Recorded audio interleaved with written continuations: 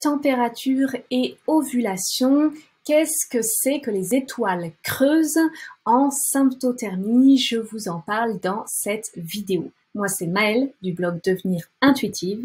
Bienvenue dans cette nouvelle vidéo de mon défi sur la contraception naturelle. Et donc, aujourd'hui, je vous ai partagé mon écran et je vous parle de ce fameux tableau qui fait un petit peu peur dans le manuel La symptothermie complète, dont je vous remets les références en dessous et qui vous explique un petit peu les différentes possibilités au niveau de la montée de température en symptothermie, dans la méthode Sympto en tout cas.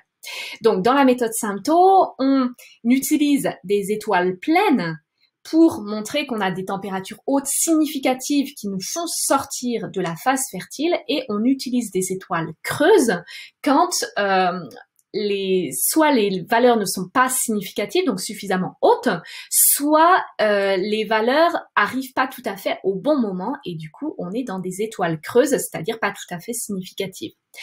Alors, ce que je voulais vous montrer déjà sur ce tableau, c'est ici la colonne du jour sommet. Le jour sommet, ça va être vraiment notre indicateur.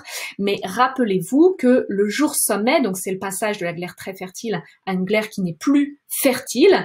Et rappelez-vous que l'ovulation arrive seulement dans 40% des cas au moment du jour sommet. Sinon, elle peut arriver avant ou elle peut arriver après. Donc, évidemment, si j'ai mon ovulation qui, dans les faits, arrive, par exemple, 2 jours avant le jour sommet, eh bien, il est assez normal que ma montée de température commence avant le jour sommet. Sauf que, pour qu'une montée de température, qu'une valeur de température haute soit considérée comme significative, il faut qu'elle arrive après le jour sommet. C'est pourquoi, si notre montée de température arrive avant le jour sommet, eh bien, ici, on note des étoiles creuses.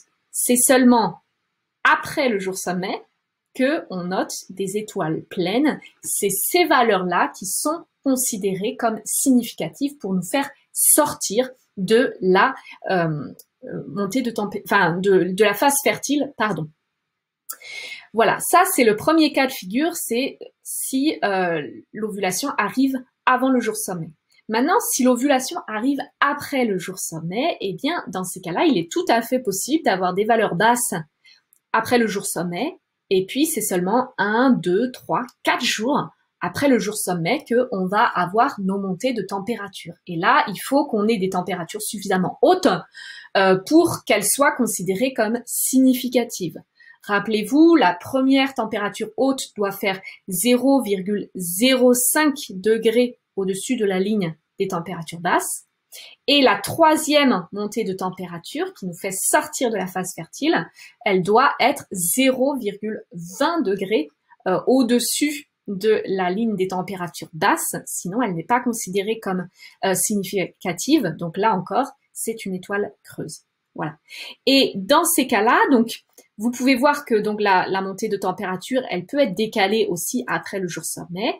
Et ici, un cas assez particulier, c'est que quand elle arrive vraiment très longtemps après le jour sommet, donc en l'occurrence, si à J+5, on n'a toujours pas de température haute, eh bien, on considère que les températures hautes qui viennent après, ça va être des étoiles creuses, parce qu'elles ne sont pas tout à fait significatives, elles ne rentrent pas tout à fait dans les cases. Ceci dit, on arrive à retomber sur nos pattes quand même, parce que dans la méthode Sympto, en tout cas, c'est pas forcément le même calcul dans toutes les méthodes, mais dans la méthode Sympto, on considère que 5 étoiles creuses après le jour sommet nous font quand même sortir de la phase fertile.